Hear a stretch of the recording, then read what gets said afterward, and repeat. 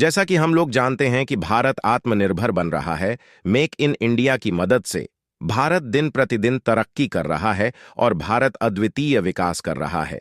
और भारत की यह तरक्की देखकर पड़ोसी देश की टेंशन बढ़ गई है। खासकर पाकिस्तान तो पूरा ही सदमे में चला गया। लेकिन भारत की तरक्की रुकने वाली नहीं। भारत हर क्षेत्र में विकास कर रहा है और विकासशील देश से विकसित देश की ओर अग्रसर हो रहा है। वहीं दोस्तों, पूरा अपडेट क्या है इस वीडियो में जानते हैं। पिछले दिनों भारत ने अपने ballistic missile defence BMD system के दूसरे चरण का सफल परीक्षण किया था।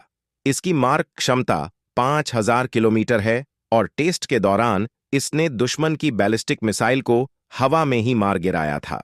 इस टेस्ट के बाद पाकिस्तान में टेंशन बढ़ गई है कि भारत का बीएमडी सिस्टम पाकिस्तान की परमाणु ताकत को कमजोर कर सकता है। भारत की मिसाइल ताकत में हो रही बढ़ोतरी पर पाकिस्तान लगातार नजर रख रहा है। खास तौर पर स्वदेशी बैलिस्टिक मिसाइल रक्षा प्रणाली और रूसी S-400 ट्रायम्फ सतह से हवा में मार करने वाली रक्षा प्रणाली से पड़ोसी मुल्क चिंतित है। भारतीय वायुसेना के युद्ध अभ्यास के दौरान इस वायु रक्षा प्रणाली ने दुश्मन के 80% लड़ाकू विमानों को मार गिराया और अपनी ताकत दिखाई थी।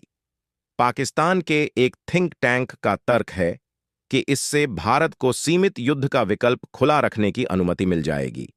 पाकिस्तान के रक्षा विशेषज्ञों में इस बात को लेकर चिंता है कि भारत की बीएमडी प्रणाली यानी ballistic missile defence system Pakistan की परमाणु प्रतिरोधक क्षमता को कमजोर कर सकता है।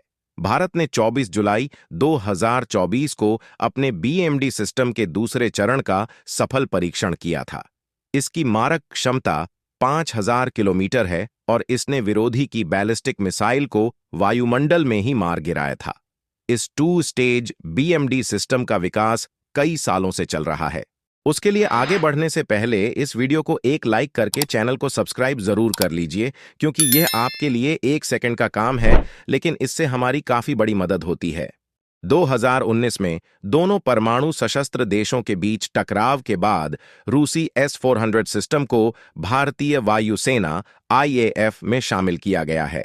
भारत ने पहले ही इसकी 3 इकाइयों का संचालन शुरू कर दिया है और शेष 2 सिस्टम डिलीवरी का इंतजार कर रहे हैं।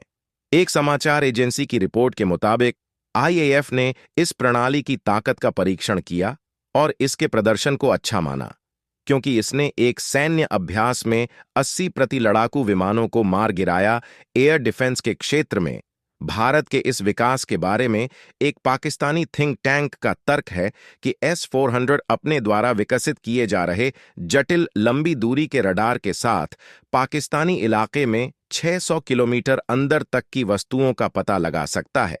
साथ ही सैद्धांतिक रूप से यह पाकिस्तान की हत्फ, गौरी और शाहीन मिसाइलों का मुकाबला करने में भी सक्षम होगा। Institute of strategic studies Islamabad ISSI ने एक रिपोर्ट में लिखा है, पहला चरण पूरा हो चुका है और पहले से ही दिल्ली के आसपास तैनात है, जबकि दूसरे चरण पर अब भी काम चल रहा है। S-400 को पहले से ही पाकिस्तान और चीन की सीमाओं पर तैनात किया गया है। इस तरह पाकिस्तान की परमाणु ताकतों की प्रभावशीलता को कम करने के लिए भारत स्वदेशी और विदेशी प्रणालियों के मिश्रण को तैनात कर है। जैसे जैसे भारतीय बीएमडी का दायरा और परिष्कार बढ़ता है, पाकिस्तान के परमाणु नियंत्रण पर इसका असर पड़ने की संभावना है। S-400 एक एडवांस बीएमडी सक्षम सिस्टम है और इसके रडार एक बार में 300 टारगेट को ट्रैक करने की ताकत रखते हैं। इसकी मिसाइलें एक बार में 60 से 80 टारगेट को निशाना बना सकती हैं। यह एक लक्ष्य के बाद 2 मिसाइलें भेजती है।